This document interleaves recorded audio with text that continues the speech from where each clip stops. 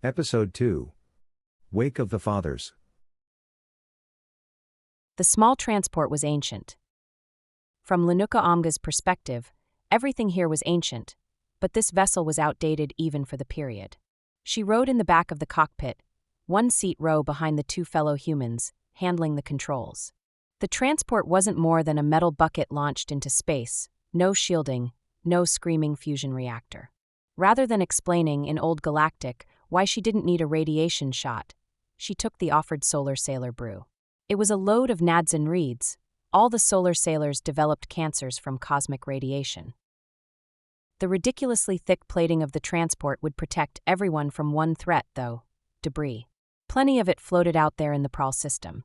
When the Boehmer collectively lost their minds to the causal unraveling, their escape routes took them straight back through the nano mines. None of their capital ships made it. Smaller vessels had left the system without a sign they'd return soon, if ever. The bloodied, exhausted, smelly humans didn't look like it, but they were the victors of this battle. But were they the winners? The extragalactics could rebuild from a single breeding couple, and they had done this before. After the fireworks of the minefield explosions and scattering survivors, Base Commander Ksheep and his staff had ventured out into the debris field to loot the shredded marvels of Boehmer technology. The small flotilla of thick-walled ships able to shrug off the unavoidable micro-fragment bombardment near the blasted wrecks was looking for anything usable they could fit into their cargo bays. Linuka doubted the base dwellers would find much they could use. The Boehmer acted brutish, but their tech was ahead of what this galaxy could comprehend. Linuka, however, wasn't here to loot a fancy battery or some handheld mining beam. The co-pilot turned towards her. Ubjal-Ke, we're approaching the last ship in our search pattern. I'm still not quite clear on our mission. Without survivors, who are we looking for? Linuka suppressed a sigh.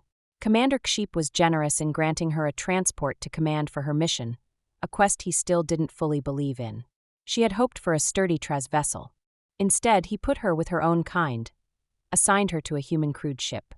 Ksheep meant well, but the language barrier between her and the base humans made the mission briefing awkward and confusing. Many of the lower-ranking human crew spoke Old Galactic as their second language only, just like Linuka. It was difficult to describe, then translate what they were after.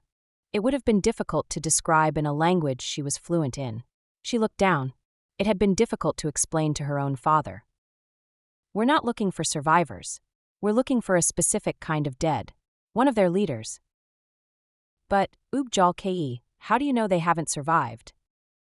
Ubjal-Ke. Linuka thought at first it meant my girl, or darling. But Aramen used it with females of all ranks and ages, it seemed, used for addressing someone with respect. Her father had commanded respect in a natural, unpretentious way. Despite being a high priestess, Linuka was always treated like a child.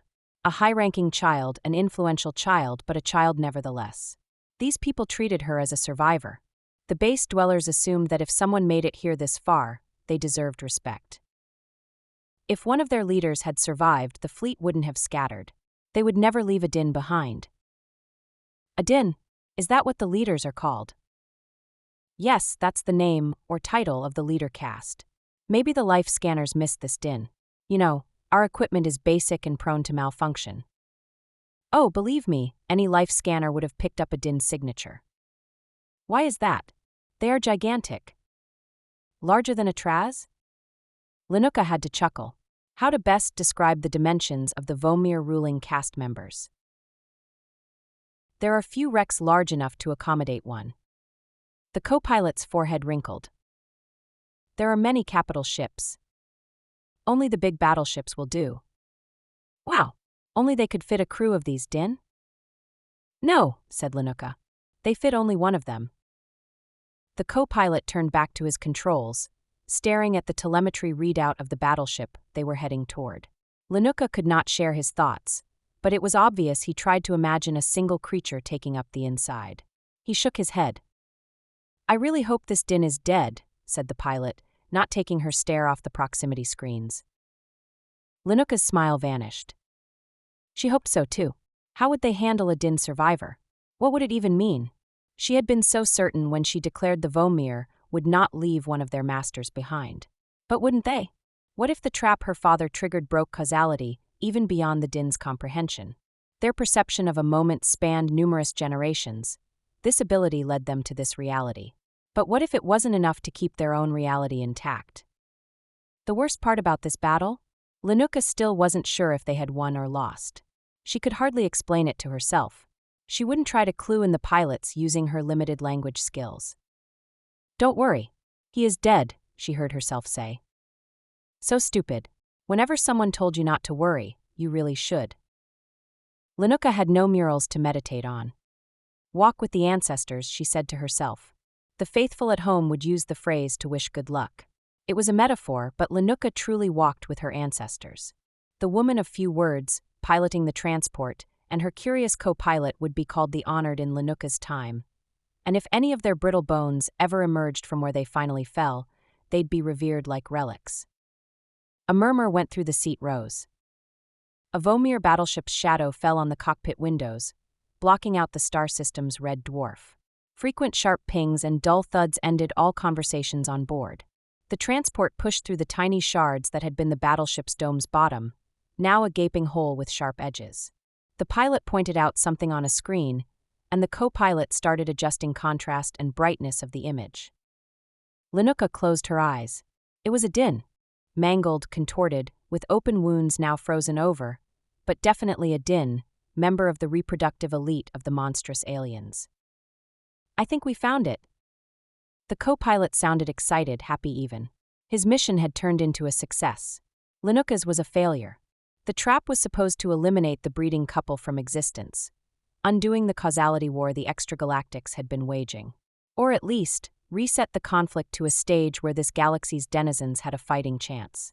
The Din they found was dead, but he had died here, during the recent battle. It had generations' worth of time to create offspring before his demise, and they might count in the trillions. Amongst these trillions could be another Din. The cycle continued. The Battle of Prahl killed the fathers of the Boehmer.